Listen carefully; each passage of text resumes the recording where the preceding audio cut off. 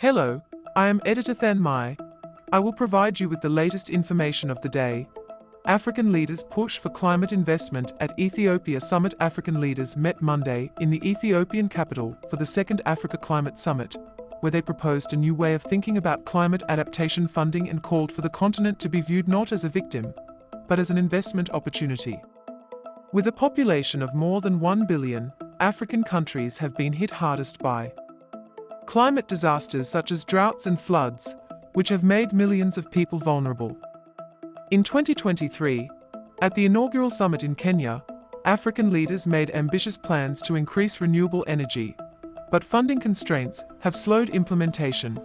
This year's summit aims to unlock climate financing and accelerate Africa-led solutions and adaptation. It is time to replace climate aid with climate investment, Ethiopian Prime Minister Abiy Ahmed said during the summit's opening ceremony, which was attended by heads of state from African nations, as well as business leaders, climate scientists, activists and other stakeholders.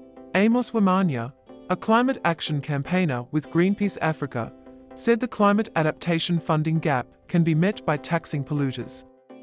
We need to tax the polluters and the super-rich to generate the resources needed to make them pay for the climate plunder they are causing the continent, he said. Mahamoud Ali Yusuf, the chairperson of the African Union, a continental body of 55 member states and a co-host of the summit, proposed a framework of climate justice to help vulnerable countries grappling with the dual challenges of climate change and debt.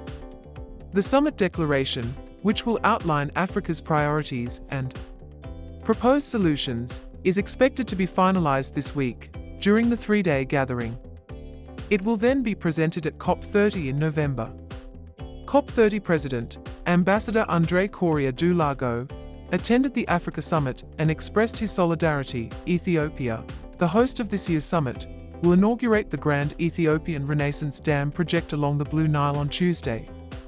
It is expected to produce more than 5,000 megawatts, doubling Ethiopia's current output, part of which will be exported to neighboring countries. In July, the country launched a national campaign to plant 700 million trees in one day as part of an ambitious conservation initiative that aims to plant 50 billion trees by 2026. Please like and subscribe to wait for the next information.